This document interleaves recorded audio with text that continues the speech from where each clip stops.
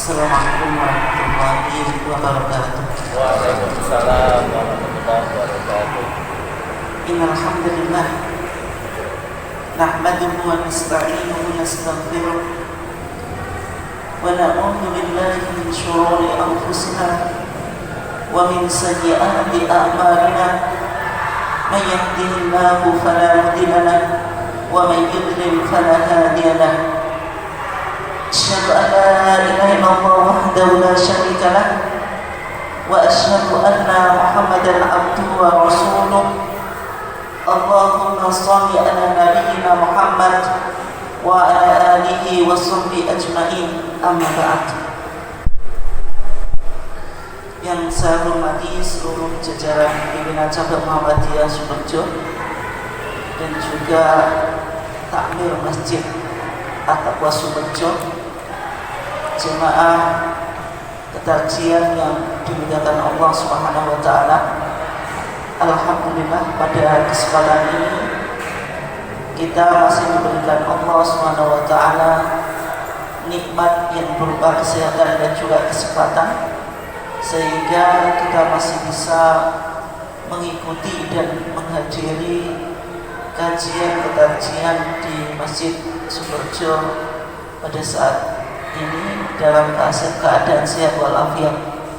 Salawat serta salam semoga tetap terlimpahkan kepada Nabiullah Muhammad SAW, kepada keluarganya, sahabatnya, dan seluruh orang yang mengikuti jejak langkahnya atau sunnahnya. Jemaah yang dimuliakan Allah Subhanahu wa taala, pada kesempatan ini insyaallah kita akan mengkaji dan membahas tentang topik yaitu beramal dengan hadis dhaif menurut Muhammadiyah. Jadi kajiannya lebih pada aspek historitas, yang mana kita mencoba melacak dan menelusuri sebenarnya rumusan manhaj tarjih atau rumusan di dalam metodologi istinbat hukum yang dikembangkan oleh Muhammadiyah. Apakah itu menerima hadis dhaif sebagai hujjah atau landasan hukum atau tidak? Kemudian juga kita akan lihat tentang aplikasi pemahaman tersebut.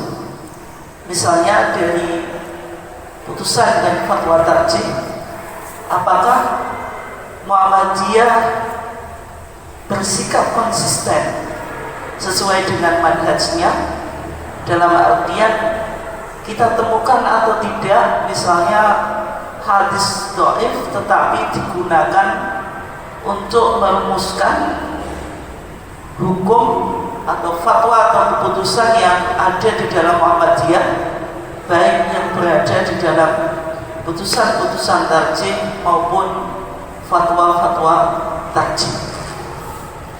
Jamaah sekalian yang dimuliakan Allah, yang pertama ketika kita membahas tentang topik ini yang berkaitan dengan penggunaan hadis dhaif menurut Muhammadiyah, maka yang penting untuk kita coba pahami yaitu bahwasanya di dalam manhaj tarjih, yaitu di awal-awal berdirinya majelis tarjih, maka di sana ada dokumen yang mengatakan bahwasanya Muhammadiyah di dalam merumuskan sebuah hukum itu berdasarkan Al-Quran dan Al-Hadis atau As-Sunnah. Nah, kata Al-Hadis atau As-Sunnah ini belum banyak dibicarakan, tetapi istilah ini bisa kita pahami dari beberapa data yang menerangkan tentang perkembangan pemikiran tarjih. Bisa kita pahami bahwasanya hadis atau sunnah ini, yaitu hadis sahih, dan juga hadis atau sunnah sahihah. Dalam artian kalau kita melihat di dalam putusan tarjih sebelumnya itu yang nanti kita coba kaji lebih dalam, kenapa kok saya simpulkan sebagai sunnah sahihah atau hadis sahih? Karena saya belum menemukan dari beberapa putusan tarjih yang ternyata dilandasi dengan hadis dhaif. Nah, kemudian berikutnya, ketika Muhammadiyah merumuskan al-mabadi al-khams atau 5 masalah, yang 5 masalah ini sering disebut sebagai paradigma pemikiran Muhammadiyah, yaitu Muhammadiyah mencoba menjawab 5 persoalan yang sangat krusial ketika itu. Yang pertama, ma huwa din, apa itu agama. Yang kedua, ma hiya dunya, apa itu dunia. Yang ketiga, ma hiya ibadah, apa itu ibadah. Kemudian yang keempat, ma huwa sabilullah, apa yang dimaksud dengan sabilullah. Kemudian yang kelima yaitu ma huwa qiyas, apa yang dimaksud dengan qiyas atau ijtihad. Tetapi yang ada kaitannya dengan topik yang kita bahas, yaitu yang berkaitan dengan rumusan Muhammadiyah yang sebenarnya sudah mulai dilontarkan oleh PP sejak tahun 1930-an. Kemudian 1954 dan 1955 itu baru dirumuskan di Yogyakarta, yaitu rumusannya yang pertama yaitu ma huwa din, yaitu ketika Muhammadiyah mencoba menjawab pertanyaan yang paling dasar yang perlu kita pahami untuk memahami agama Islam yang dipahami oleh Muhammadiyah itu sumbernya apa. Ya, ini rumusannya. Kalau kita baca secara singkat, ketika Muhammadiyah mendefinisikan agama, maka ad-dinu al-Islam, agama maksudnya agama Islam, alladzi ja'a bi Muhammadun sallallahu alaihi wasallam, yang dibawa oleh Nabi Muhammad sallallahu alaihi wasallam. Maka ketika itu dijelaskan langsung merujuk pada sumber beragama itu, yaitu ma'anzalahu Allah fil Quran. Agama itu apa yang diturunkan oleh Allah di dalam Al-Quran. Wa ma ja'at bihi as-sunnatu as-sahihah, dan apa yang dijelaskan di dalam as-sunnah sahihah. Dan ini artinya memberikan informasi kepada kita bahwasanya ketika Muhammadiyah merumuskan tentang definisi agama itu, maka Muhammadiyah menjelaskan tentang 2 sumber primer di dalam agama, yaitu yang pertama Al-Quran, kemudian yang kedua as-sunnah as-sahihah. Dan kata as-sahihah ini kemudian menyebabkan adanya multitafsir, penafsiran yang berbeda di kalangan warga Muhammadiyah atau ulama Muhammadiyah. Sunnah sahihah ini apakah di situ hanya hadis sahih saja atau juga meliputi hadis hasan? Sehingga tahun 2000 di Monas Tarjih di Jakarta, maka kata as-sahihah ini diganti dengan al-maqbulah.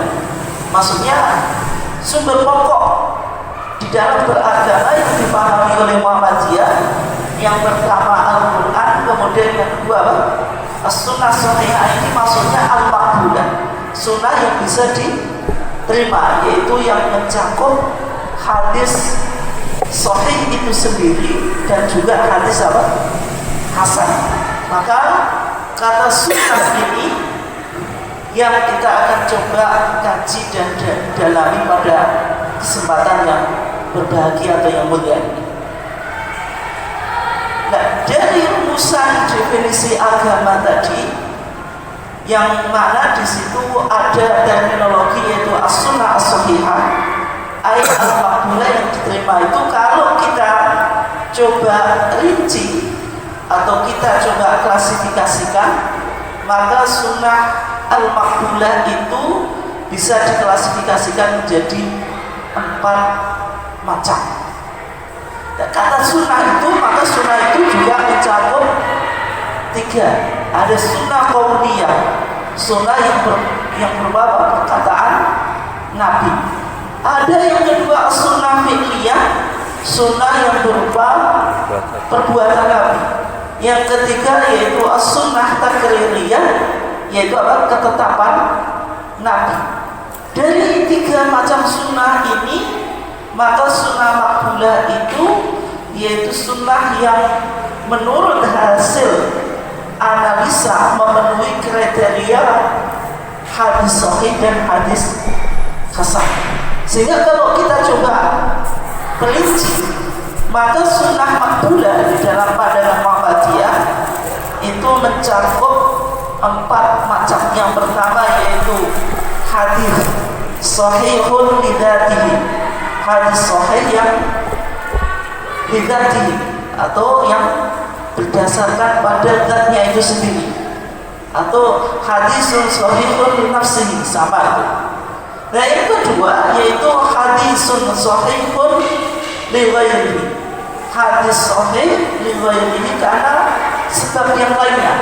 Sebab yang lainnya itu maksudnya hadis sahih ini bukan pada asalnya, tetapi asalnya adalah sunnah hasan atau sunnah hasanah atau hadis hasan. Ketika hadis hasan itu kathratu turuq, banyak jalannya, banyak periwayatannya, maka statusnya bisa naik menjadi apa? Hadis sahih li ghairihi. Dan kemudian yang ketiga yaitu hadis hasan lidzatihi, hadis hasan lidzatihi. Nanti kita akan coba bahas apa bedanya hadis sahih dengan hadis hasan.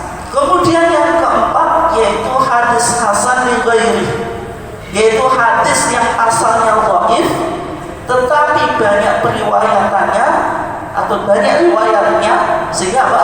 Yuqawwi ba'duha ba'dan, satu dengan yang lain saling menguatkan. Tetapi harus dicatat di sini ada 2 pengecualian. Hadis itu yang pertama bukan hadis maudhu. Hadis maudhu itu apa? Hadis yang didustakan atas nama Nabi. Artinya hadis maudhu itu bukan hadis Nabi, tetapi dibuat oleh pelaku atau pemalsu hadis itu kemudian disandarkan kepada siapa? Nabi. Sehingga hadis maudhu itu yaitu fabricated hadis, hadis yang sebenarnya bukan perkataan Nabi tapi disandarkan kepada Nabi. Sehingga kalau hadis dhaif meskipun banyak jumlahnya berbicara tentang satu topik, itu tidak bisa naik menjadi sunnah hasanah atau hadis hasan. Demikian juga hadis matruk. Nanti kita bahas. Hadis matruk itu salah satu dari hadis, macam-macam hadis dhaif. Matruk itu secara bahasa artinya yang ditinggalkan.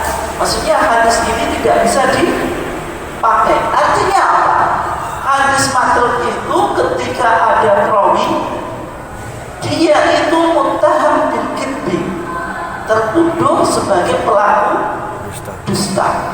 Maka perawi yang semacam itu disebut perawi matruk, perawi yang tertuduh dusta. Maka hadis ini meskipun jumlahnya banyak, itu tidak bisa naik levelnya menjadi hadis hasan.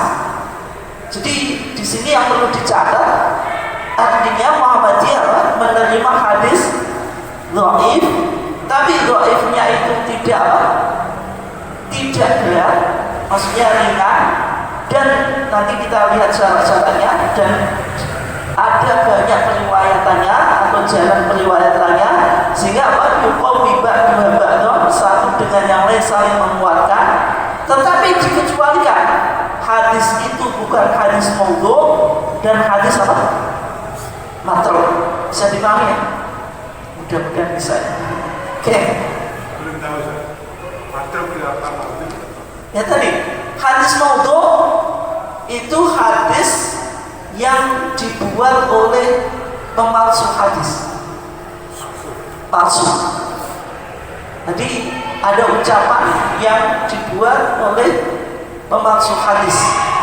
Ya contoh yang mudah misalnya penjual terong. Kalau di Arab itu juga terong itu makanan yang luar biasa.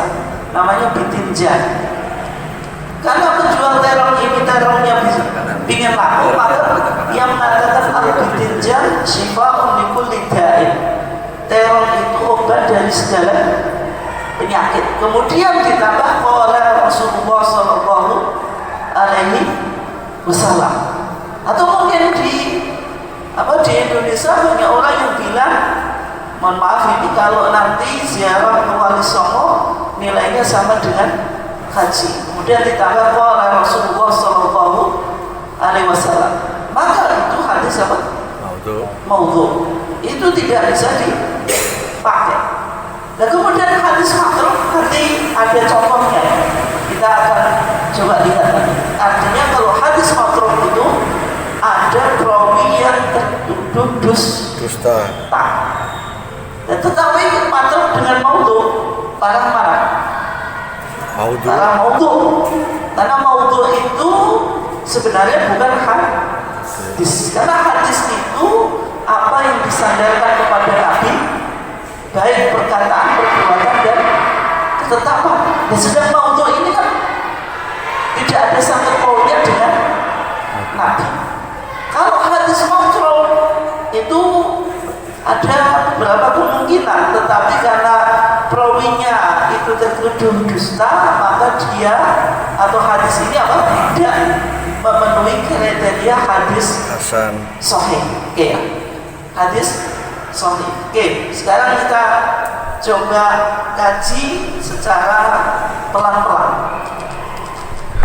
Nah kalau di Muhammadiyah itu tadi menggunakan sunnah makbulah, maksudnya sunnah yang memenuhi kriteria hadis sahih dan hasan. Apa yang dimaksud dengan hadis sahih? Saya kira topik ini penting loh. Kita di Muhammadiyah itu Quran hadis, tapi nggak tahu apa yang disebut hadis itu. Kalau hadis ini sahih, apa kriterianya itu kan jarang dibicarakan. Meskipun slogan kita kembali pada Quran dan Sunnah, tapi ketika kita ditanya hadis, belum tentu semuanya bisa menjawab. Sehingga topik ini penting untuk coba diangkat, sehingga ketika kita bicara di Muhammadiyah itu sumbernya adalah sunnah makbulah, kita tahu yang dimaksud dengan apa sunnah makbulah. Oke, kita coba bahas tentang syarat-syarat hadis sahih atau definisi hadis sahih. Hadis sahih itu hadis yang memenuhi 5 syarat ini. Yang pertama adalah ittisalus sanad. Sanadnya apa? Bersambung. Artinya dari perawi yang meriwayatkan hadis itu sampai Rasulullah. Tidak boleh adanya inqita'. Inqita' itu apa? Terputus. Ya misalnya apa? Misalnya dari A, B, C, D, F, misalnya yang A ini Nabi atau yang F itu Nabi, terserah. Itu harus apa? Bersambung. Tidak boleh misalnya A, B, kemudian langsung D, C-nya enggak ada. Itu namanya apa? Ittisalus sanad.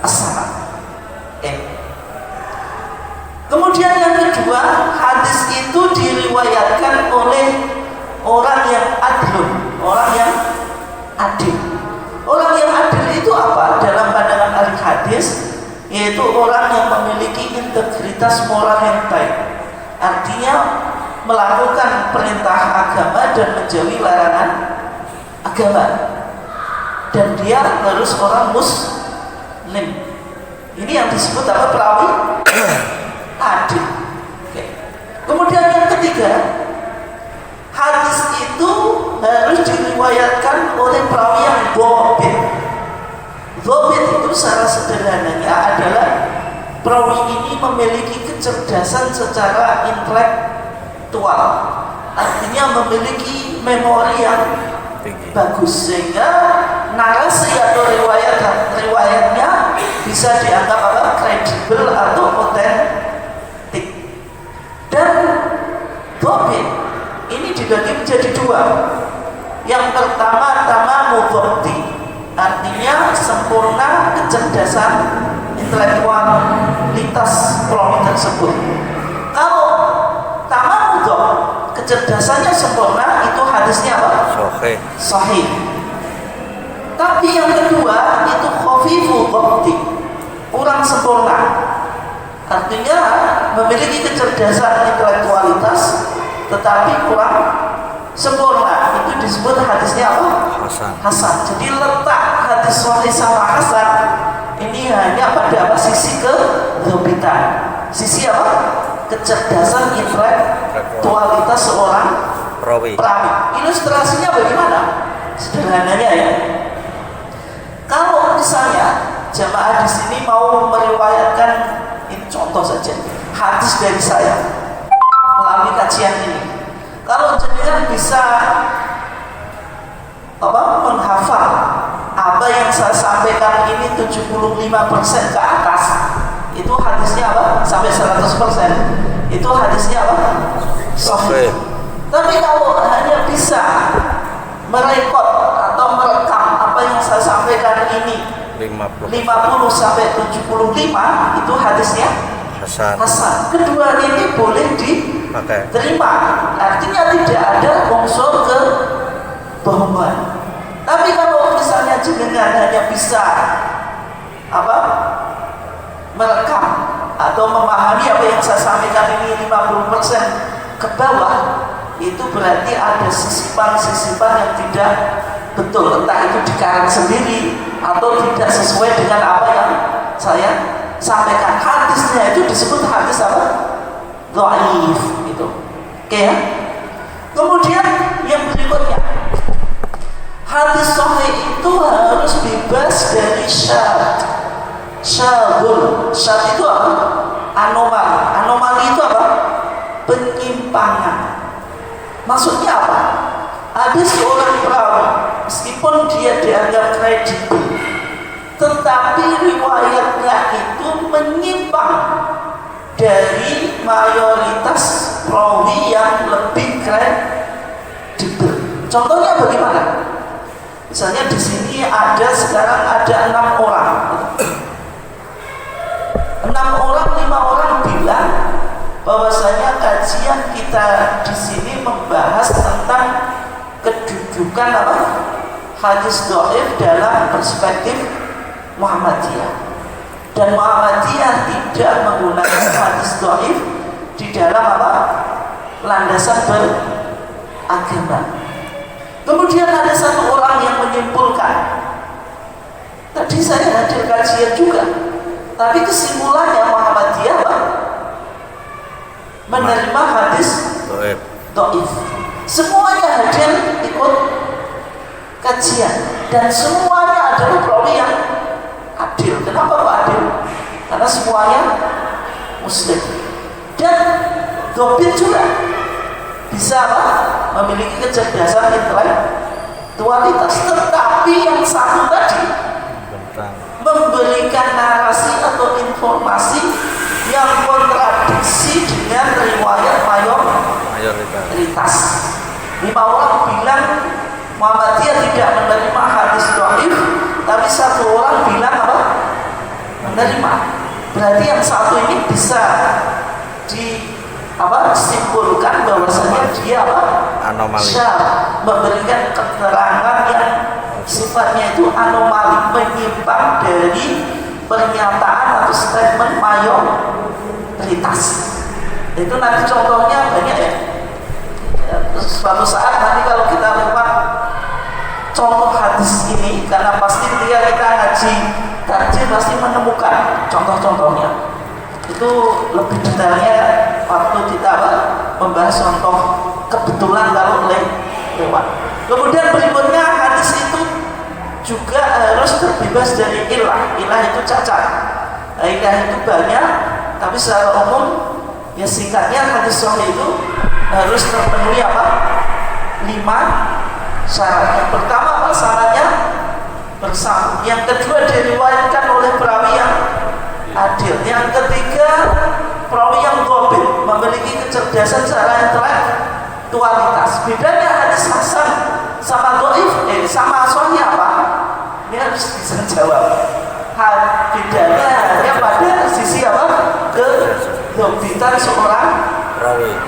Kalau perawinya itu tamamul ghabti, sempurna kecerdasan intelektualitasnya, artinya hadisnya apa?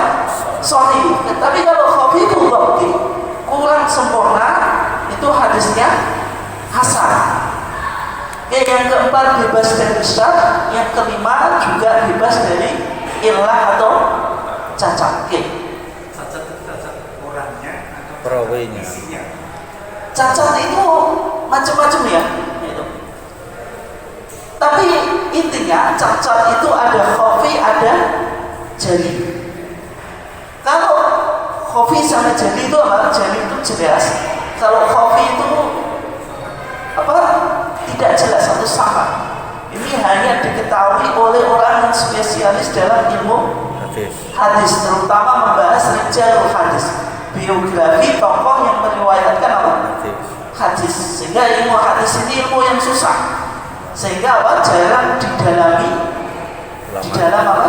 Islam. Hanya orang-orang tertentu membutuhkan literatur yang banyak, dan membahas satu hadis pun itu butuh waktu bisa berbulan-bulan atau bertahun-tahun, padahal hadisnya cuma satu saja, sehingga apa? Melelahkan, sehingga jarang didalami di dalam apa? Kajian Islam. Nah ini cuma apa? Dalam bahasa Arabnya, tapi intinya sudah kita bahas tadi. Sekarang ini kita mencoba apa? Paham bahwasanya di dalam Muhammadiyah tadi, atau ketika Muhammadiyah menafsirkan sunnah maqbulah tadi, ada 4 apa tadi? Hadis sahih li dzatihi, terus hadis sahih li ghairihi, kemudian hadis apa? Hasan li dzatihi, hadis hasan apa? Li ghairihi. Nah, sekarang yang menjadi pertanyaan, ketika hadis dhaif itu jumlahnya banyak, kalau hadis dhaif itu jumlahnya banyak, berarti kesimpulannya apa? Satu riwayat menguatkan riwayat yang lain. Kalau saling menguatkan, kira-kira informasi atau berita tadi bisa diterima atau tidak? Bisa. Tetapi harus memenuhi syarat. Dan sehingga di dalam kitab Masail Syatta, kita beberapa masalah di dalam HPT ini, yaitu diktum atau pasal yang ke-21 tentang usul fikih, diktum yang ke-7. Ini ada kaidah yang bunyinya, ini sudah saya kutip.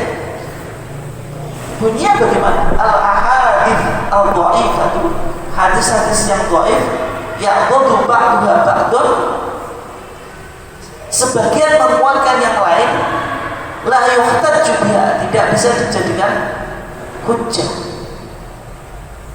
Illa, tapi dikecualikan, ma'a kathrati turuqiha, banyak apa? Jalannya atau banyak riwayatnya. Ini yang pertama.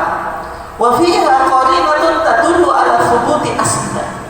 Di sana ada qarinah atau indikator yang menunjukkan keotentikan asal hadis tersebut. Artinya hadis ini harus bersumber dari Rasulullah, bukan bersumber dari apa? Sahabat atau tabi'in. Walau tu'aridil Quran, hadis tersebut juga tidak boleh apa? Kontradiktif dengan Al-Quran. Kenapa? Karena statusnya Al-Quran itu di atas hadis. Yang berikutnya, walam tu'aridi al-hadits as-sahihah. Hadis tersebut juga tidak boleh kontradiksi dengan hadis yang sahih.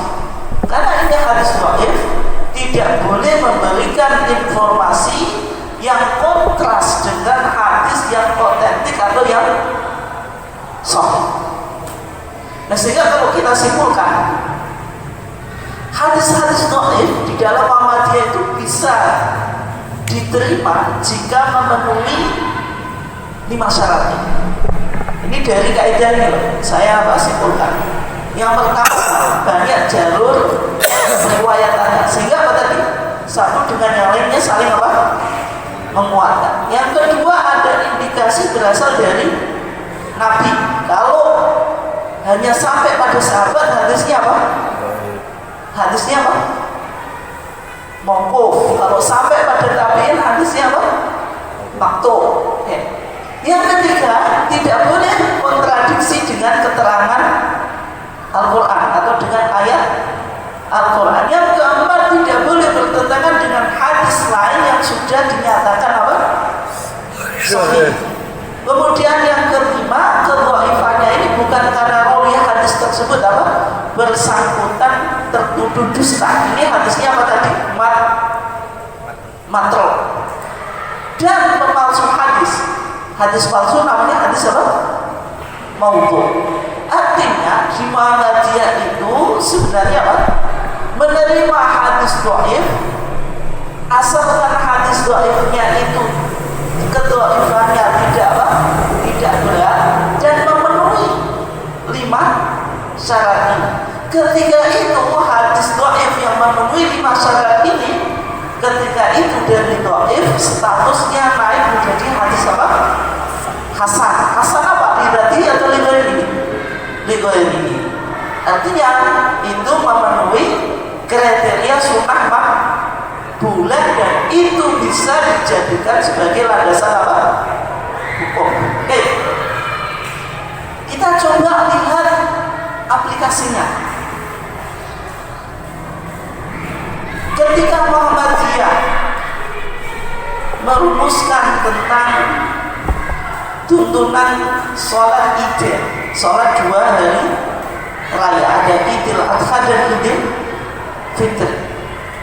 Ini diputuskan di Muktamar Tajik ke-20 di Garut, Jawa Barat, 1976. 19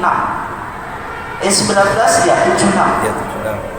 Maka di antara keputusannya itu memutuskan tentang takbir zawaid. Takbir apa? Tambahan di sholat apa? Id. Ada takbir zawaid sab'an fil ula wa khamsan fi ats-tsaniyah. 7 kali takbir di rakaat pertama dan 5 kali takbir di rakaat yang kedua. Ini yang membedakan sholat Id, Idul Fitri dan Idul Adha dengan sholat sunnah yang 2 rakaat. Itu ada apa? Takbir zawaid 7 kali di rakaat pertama dan 5 kali di rakaat yang kedua. Ini sudah menjadi keputusan di dalam apa? Muhammadiyah di Munas Tajik ke-20 di Garut, Jawa Barat. Tapi yang menjadi problem, hadis yang berbicara tentang takbir zawaid itu semuanya dhaif. Kalau dhaif, bisa nggak dijadikan hujah di Muhammadiyah? Bisa, kecuali dhaif? Nggak bisa, tidak bisa. Tetapi kenapa kok dijadikan hujah? Nanti kita lihat. Ada 3 hadis. Yang pertama dari Amr ibn Shu'aib, bahwasanya Nabi apa? Takbir di sholat Id, yaitu takbirnya 12-7 di rakaat pertama dan 5 di rakaat yang kedua. Kemudian yang kedua, ini riwayat Daruqutni dan Abu Dawud, sama juga Nabi takbir di sholat Idul Fitri 7 di rakaat pertama dan 5 di rakaat yang kedua. Nah, hadis-hadis ini sebenarnya hadis apa? Dhaif. Tetapi dalam pandangan Muhammadiyah, meskipun hadis ini dhaif, di dalam fatwa kita menyebutkan ada 3 hadis yang berbicara tentang apa? Takbir zawaid. Artinya kalau 3 ini banyak nggak? Banyak. Kalau banyak kan menguatkan satu dengan yang lain. Tapi semuanya hadisnya ini bermasalah atau dhaif. Tetapi dalam pandangan Muhammadiyah, meskipun hadisnya ini dhaif, terpenuhi Syarat. 5 syarat ini. Kalau terpenuhi 5 syarat ini, berarti dari dhaif menjadi apa? Hasan li ghairi. Nah, sehingga itu dijadikan landasan di dalam perumusan takbir apa? Zawaid di dalam sholat apa? Idain, Idul Fitri dan Idul Adha. Nah, karena tadi Muhammadiyah menerima takbir zawaid, yang dianggap takbir zawaid ini hadis-hadisnya bisa dijadikan apa? Hujjah, meskipun apa? Dhaif. Kesimpulan ini ketika itu ditentang oleh Majelis Tarjih Jawa Barat. Majelis Tarjih Jawa Barat berargumentasi dengan rumusan tentang agama yang dirumuskan oleh Muhammadiyah tahun 1954-1955 yang mengatakan agama itu sebenarnya apa? Al-Quran dan As-Sunnah Shahihah. Dipahami oleh Majelis Tarjih Jawa Barat, kalau Muhammadiyah 1954-1955 menggunakan kata apa? Sunnah Shahihah, artinya Muhammadiyah ya sumbernya hanya hadis yang sahih. Hadis dhaif dan hadis hasan tidak boleh dijadikan dalam sumber hukum. Tetapi dalam pemahaman mayoritas ulama Muhammadiyah ketika itu memahami bahwasanya sunnah shahihah itu juga mencakup hadis hasan. Kenapa? Karena menjadi kesepakatan ahli fikih bahwasanya hadis hasan itu bisa dijadikan apa? Landasan hukum. Ketika kita tolak hadis hasan, maka akan apa? Menyebabkan banyak hukum yang teranulir yang sehari-hari kita amalkan. Itu ya. Dan sehingga ketika itu apa? Tahun 1977 misalnya tadi kaidah yang mengatakan bahwasanya Muhammadiyah menerima hadis dhaif yang memenuhi 5 syarat tadi didiskusikan oleh Majelis Tarjih di dalam diskusi panel, yang mana sebagai tuntutan atau saran dari Majelis Tarjih Jawa Barat untuk mencoba mengkaji kembali tentang kaidah tadi bahwasanya Muhammadiyah menerima apa? Hadis dhaif yang satu dengan yang lainnya saling menguatkan. Dalam pandangan Majelis Tarjih Jawa Barat, kaidah ini perlu untuk dikaji kembali apakah sudah benar atau tidak. Dari hasil diskusi panel 1977 tadi, Muhammadiyah menyimpulkan kaidah yang kita tetapkan di dalam HPT Jilid 1 di pasal 21 di usul fikih di yang ke-7 itu kaidahnya sudah benar dan tidak perlu untuk direvisi. Sehingga apa? Sehingga kesimpulannya Muhammadiyah tetap apa? Menerima hadis dhaif, tapi dhaifnya harus memenuhi apa? 5 syarat tadi. Nah, ini sejarah munculnya tadi penafsiran yang berbeda tentang sunnah shahihah di dalam apa? Muhammadiyah. Kemudian tahun 2000 kata sunnah shahihah ini ditafsirkan pula, maksudnya sunnah apa? Makbulah. Sehingga sekarang tidak ada perdebatan lagi di kalangan Muhammadiyah bahwasanya hadis dhaif yang memenuhi 5 syarat tadi bisa dijadikan sumber hukum, dan ketika itu tidak disebut hadis dhaif lagi, tetapi disebut apa? Hadis hasan li ghairi. Oke. Berikutnya kita coba bahas, kalau Muhammadiyah tidak menggunakan hadis dhaif dalam artian untuk dijadikan hujjah beramal sebagai landasan apa? Melakukan ibadah.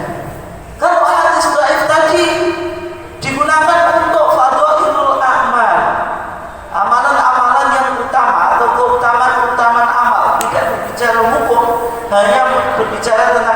menjelaskan jumlah ganjaran, jumlah pahala, boleh enggak? Boleh enggak? Ya. Ini yang perlu untuk dikaji. Misalnya puasa Ramadan itu wajib, hujahnya jelas dari Al-Quran dan hadis yang sahih. Kemudian misalnya muncul hadis-hadis yang berbicara tentang keutamaan puasa Ramadan. Siapa yang berpuasa 1 hari di bulan Ramadan bakal dapat ini, 2 hari dapat ini, dan seterusnya. Atau sekarang kita di bulan Rajab, siapa yang berpuasa sehari di bulan Rajab, kemarin fakaan nama soma saratan, seakan-akan dia puasa 1 tahun, dan seterusnya. Ini artinya amalan itu sudah ada landasannya di hadis sahih. Hanya saja hadis dhaif ini digunakan untuk apa? Menyupport atau menjelaskan fadhailul amal saja, keutamaan amal. Ini boleh atau tidak? Nah, sehingga terkenal ada kaidah yang mengatakan yajuzul amal bidhaifi fadhailil amal. Boleh mengamalkan hadis dhaif untuk menerangkan keutamaan amal. Kaidah ini sering disandarkan kepada Imam Ahmad bin Hanbal Asy-Syaibani, kemudian Abdurrahman ibnu Mahdi, kemudian Abdullah ibn Al-Mubarak. Tetapi yang dimaksud Imam Ahmad ketika mengatakan dhaif ini, maksudnya dhaif yang ringan, bukan dhaif yang berat. Artinya kalau dhaif itu ringan dan memenuhi 5 syarat tadi, berarti statusnya apa? Naik menjadi hasan. Yang kedua, klasifikasi hadis menjadi 3. Ada hadis sahih, hadis hasan, dan hadis apa? Dhaif. Itu di eranya siapa? Itu pertama kali yang mempopulerkan adalah Imam At-Tirmidzi atau Imam At-Tirmidzi. Artinya sebelum Imam Tirmidzi itu belum dikenal istilah hadis hasan. Sehingga Imam Ahmad ketika bilang dhaif, maksudnya itu bukan dhaif syadid, dhaif yang berat, tapi maksudnya dhaif yang ringan, sehingga ketika memenuhi masyarakat tadi, levelnya bisa naik menjadi apa? Hasan riwayat. Itu yang dipahami oleh Muhammadiyah. Oke, contoh sekarang. Ini beberapa contoh yang berkaitan dengan putusan tarjih. Ketika kita lihat di dalam kitab Thaharat, kitab yang berbicara tentang bersuci di Muhammadiyah, di dalam tarjih itu dijelaskan tentang doa setelah apa? Wudu. Doanya apa? Doanya itu asyhadu an la ilaha illallah wahdahu la syarikalah wa asyhadu anna Muhammadan abduhu wa rasuluh. Doanya cuma itu saja. Kita setelah wudu disuruh membaca doa setelah wudu apa? Asyhadu an la ilaha illallah wahdahu la syarikalah wa asyhadu anna Muhammadan abduhu wa rasuluh. Hadisnya ini sahih, riwayat Ahmad, Muslim, dan Abu Dawud. Siapa yang mengatakan ini, maka futihat lahu abwabul jannah tsamaniyah, dibukakan baginya apa? Pintu surga yang jumlahnya berapa? 8. Tetapi yang menjadi masalah di dalam kitab-kitab fikih, doa wudu itu banyak. Tapi kenapa kok tidak dirumuskan oleh Muhammadiyah? Muhammadiyah atau HPT hanya merumuskan doa wudu itu hanya ada setelah wudu. Muhammadiyah tidak menjelaskan doa yang dibaca di setiap apa? Membasuh anggota wudu. Ini sering disebutkan di beberapa kitab kuning. Misalnya di Bidayatul Hidayah Imam Ghazali itu menyebutkan setiap anggota wudu ini ada doanya. Misalnya di sini saya kutipkan di kitab I'anatul Talibin. Misalnya ketika kita apa? Langsung ketika kita apa? Mengusap wajah. Doanya apa?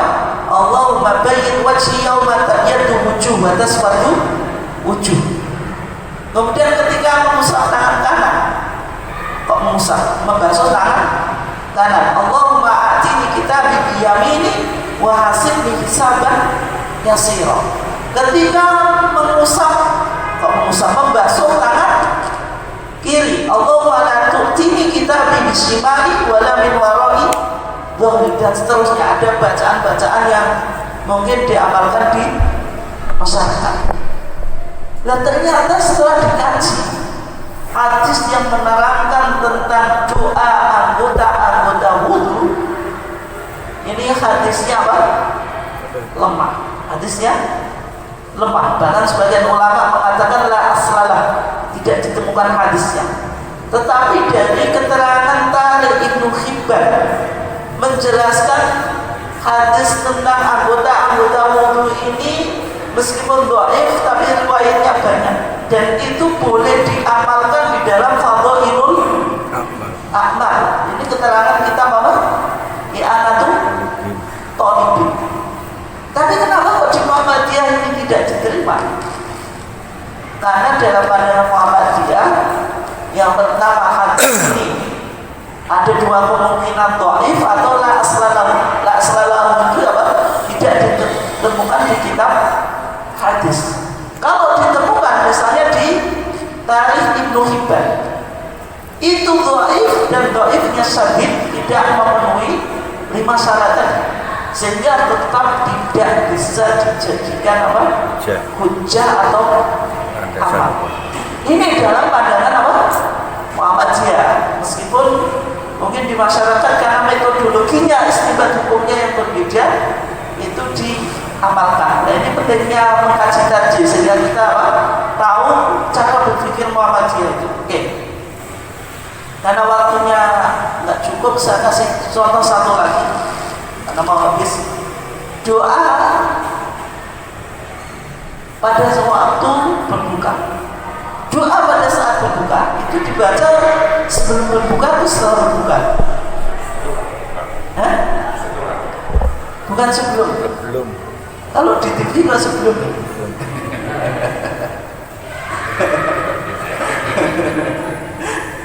Kemudian doanya apa? Allahumma laka sumtu wa bika amantu wa ala rizqika aftartu bi rahmatika ya arhamar rahimin. Itu yang mungkin diajarkan di sekolah Muhammadiyah atau di majelis-majelis Muhammadiyah, tapi itu tidak ditemukan di HPT. Itu tidak pernah diajarkan di HPT, tapi masih umum diamalkan oleh Muhammadiyah atau warga Muhammadiyah, dan mungkin banyak diajarkan juga. Nah, sehingga kalau kita lihat di dalam HPT kita, di kitab Siyam, maka waqul ba'dahu, dan ucapkanlah ba'dahu setelah berbuka. Artinya doa ini dibaca setelah berbuka. Nah, kalau kita berbuka ya baca bismillah, kemudian makan kurma yang 3 atau minum air, kemudian selesai baru apa? Baca doa ini. Doanya apa? Dhahabat dhama'u wa qalatil uruqu wa thabatal ajru insyaallah. Dhahabat telah hilang ad-dhama'u, haus, wa qalatil, dan telah apa? Basah al-uruqu, urat-urat. Artinya menunjukkan doa ini sebelum berbuka atau setelah berbuka? Setelah. Kalau sebelum ya yang masih apa? Kering. Masih kering, uratnya juga belum basah. Wa thabatal ajru, dan mudah-mudahan pahala ditetapkan insyaallah kalau Allah mengizinkan. Artinya doa ini dibaca setelah berbuka, bukan apa? Sebelum berbuka. Yang dijadikan dasar oleh Muhammadiyah ada hadis Ibnu Umar yang menjelaskan karena Rasulullah SAW tidak aftara, Rasulullah itu apabila berbuka ia berdoa apa? Dhahabat dhama'u wa qalatil uruq wa thabatal ajru insyaallah. Ini rawahu Abu Dawud. Yang menjadi pertanyaan dan sekaligus menutup kajian kita, kenapa kok di Muhammadiyah tidak mengamalkan doa yang populer? Bismillah, Allahumma laka sumtu wa ala rizqika aftartu, atau Allahumma laka sumtu wa bika amantu wa ala rizqika aftar. Kenapa kok tidak? Ini dijadikan doa di dalam putusan Muhammadiyah tentang kitabul asyam. Padahal doa ini lebih populer daripada doa yang tadi. Dhahabadhu ma'u wa salatil urubu wa thabatal ajru. Insya Allah ngapalinya juga lebih mudah. Allahumma la tasuntu wa bika amantu wa la rizki aftar, itu mudah. Tapi kalau jenengan apa dhahabadhu ma'u wa salatil urubu wa thabatal ajru, insya Allah itu kalau belum terbiasa ya bulat aja. Ya. Dan kenapa kok tidak dipilih yang ini? Dan ternyata kalau kita lihat di dalam kitab Nailul Awtar yang ditulis oleh Imam Asy-Syaukani, di sana dijelaskan Anasin dari sahabat Anas, qala dia berkata, kana Nabi sallallahu alaihi wasallam idza aftara. Adalah Nabi sallallahu alaihi wasallam apabila berbuka, dia membaca apa? Bismillah, Allahumma la tasuntu wa ala rizqika aftartu. Apalagi ada tambahan wa bika amantu, itu tambahan. Yang ada hadisnya apa? Allahumma la tasuntu wa ala rizqika aftartu. Tidak ada wa bika amantu. Tapi kata Imam Syaukani apa? Wa isnaduhu dhaif. Sanad hadis ini apa? Dhaif. Li'annahu fihi Dawud ibn Zabarqan. Karena di dalam hadis ini ada seorang perawi namanya Dawud ibn Zabarqan. Wa huwa matruk. Perawi ini matruk. Tadi apa matruk tadi? Dan tadi minta contoh. Apa contoh hadis matruk? Matruk apa tadi? Nah, ada seorang perawi yang muttaham bil kidbi, tertuduh sebagai pelaku dusta. Di hadis Allahumma laka sumtu wa ala rizqika aftartu, siapa perawi yang tertuduh dusta? Yaitu Dawud ibn Zabarqan. Kita tahu dari mana Dawud Zabarqan ini seorang matruk. Ya, harus kembali pada kita mengijarul hadis. Kita bicara tentang biografi perawi hadis. Ini keterangan siapa? Imam Syaukani dalam kitabnya Nailul Awtar. Susahnya ngaji hadis ini. Ngaji hadis satu aja ngecek perawinya itu lempok.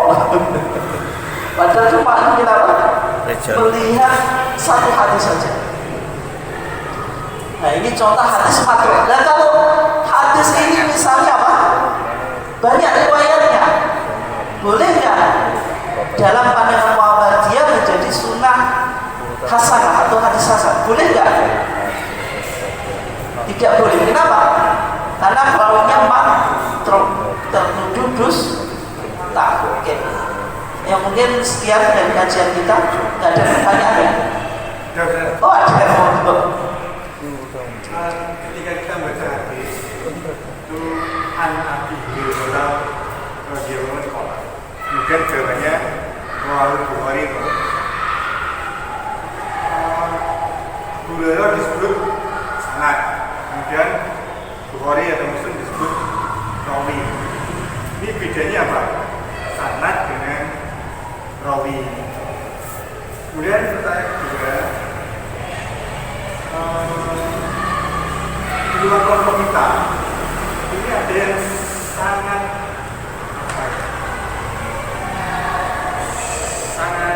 kuat sekali terhadap hadis, bahwa kita menerima hadis ini harus tahu rawinya sampai Rasulullah. Kalau tidak salah ini kelompok Islam Jamaah itu seperti itu katanya. Nah, apakah pendapat Islam Jamaah seperti itu lebih baik lebih kita, atau kita cukup yang dari Bukhari Muslim? Itu Ustaz. Ya, terima kasih, pertanyaan yang menarik nih. Ketika kita membaca hadis biasanya an Abi Hurairah qala, kalau di sini yang ada contohnya saja ini. Berarti di sini kan an Ibnu Umar, dari Ibnu Umar qala kana Rasulullah. Berarti perawi yang terakhir, kemudian setelah itu siapa? Rasulullah. Kemudian rawahu Abu Dawud. Abu Dawud ini mukharraj. Mukharraj itu apa? yang meriwayatkan hadis. Dan dari Abu Dawud itu ada rentetan. Abu Dawud berarti gurunya Abu Dawud, gurunya lagi sampai Ibnu Umar. Karena Ibnu Umar ini siapa? Sahabat sampai Rasulullah. Artinya ini yang disebut sanad. Sanad itu harus muttasil. Muttasil itu apa? Bersambung, tidak boleh mungkotek, terputus. Kalau terputus berarti tidak terpenuhi syarat hadis sahih. Itu. Nah, kemudian kok dalam hadis kita ini kok langsung Ibnu Umar terus Abu Dawud, tidak disebutkan haddatsana. Ini sudah diringkas. Tapi ini kan bukan kitab induk. Artinya yang di HPT ini tidak perlu untuk haddatsana. Karena yang ada di HPT ini bisa dicek di Kutubus Sittah. Kutubus Sittah itu apa? 6 induk kitab hadis. Yaitu Sahihain, Sahih Bukhari dan Muslim. Yang ini apa? As-Sahih Kutub Ba'dal Quran. Kitab yang paling otoritatif setelah Al-Quran. Kemudian Kutubus Sunan. 4 kitab sunan. Ada kitab apa? Sunan Abu Dawud. Sunan apa? Tirmidzi, Sunan Nasa'i dan Sunan Ibnu Majah. Tapi di LDI Sunan Ibnu Majah ini yang sanadnya hilang. Dulu siapa?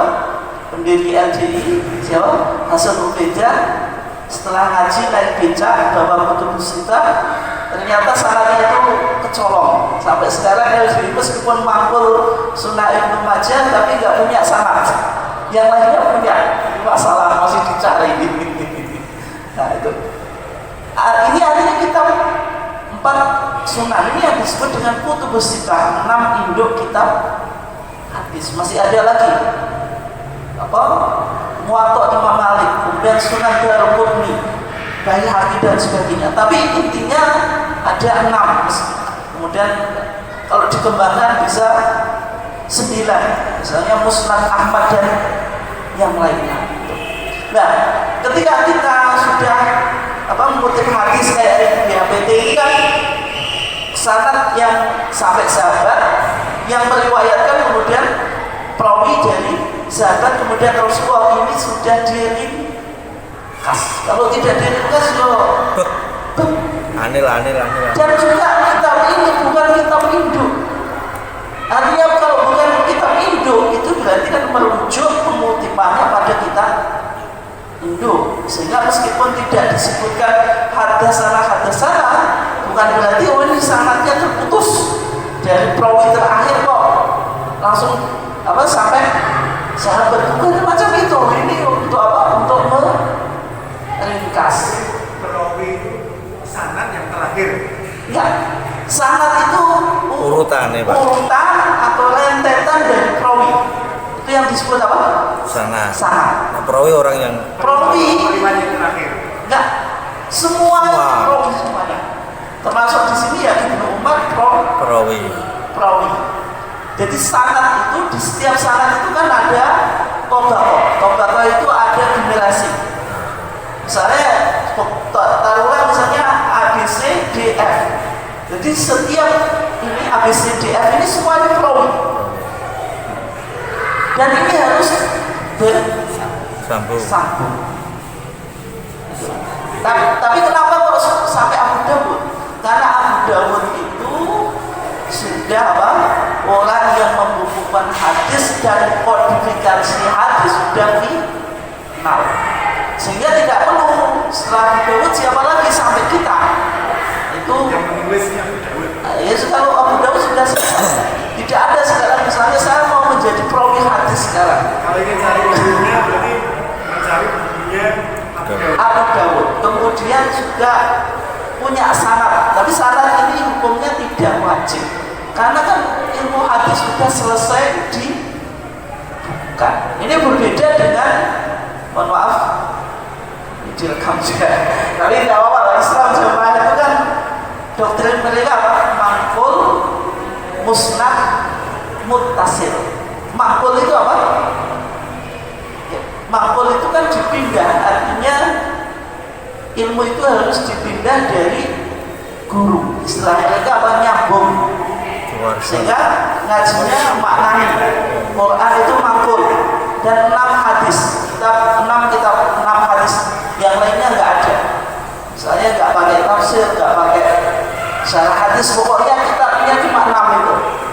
Dan pemahamannya mangkul dari mereka. Makanya mangkul musnad, karena dianggap musnad. Kiai Haji Hasan Beda itu dianggap di dalam kitab sholat, kitab kumpulan mereka bicara tentang sholat itu disebutkan sanadnya Syekh Hasan Ubaidah sampai, maksudnya sampai Hasan Ubaidah. Tapi itu kan kodifikasi ilmu hadis sudah selesai, dalam artian masa menempatkan diri sebagai seorang perawi. Mungkin mereka tidak mengakui. Ya, itu dari mereka. Tapi ya mungkin butuh waktu kajian khusus ya, tapi pembahasannya itu panjang.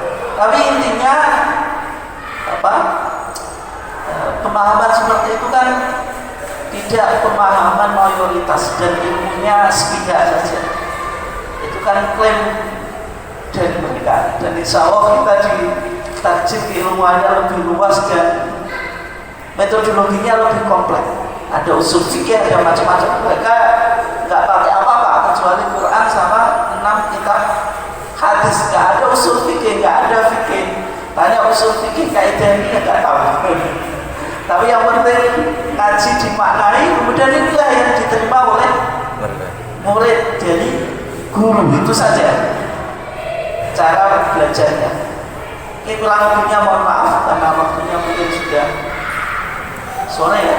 Terima kasih atas kehadirannya. Kita tutup dengan kafaratul majlis. Subhanakallahumma bihamdika asyhadu an la ilaha illa anta astaghfiruka wa atubu ilaik. Wassalamualaikum warahmatullahi wabarakatuh.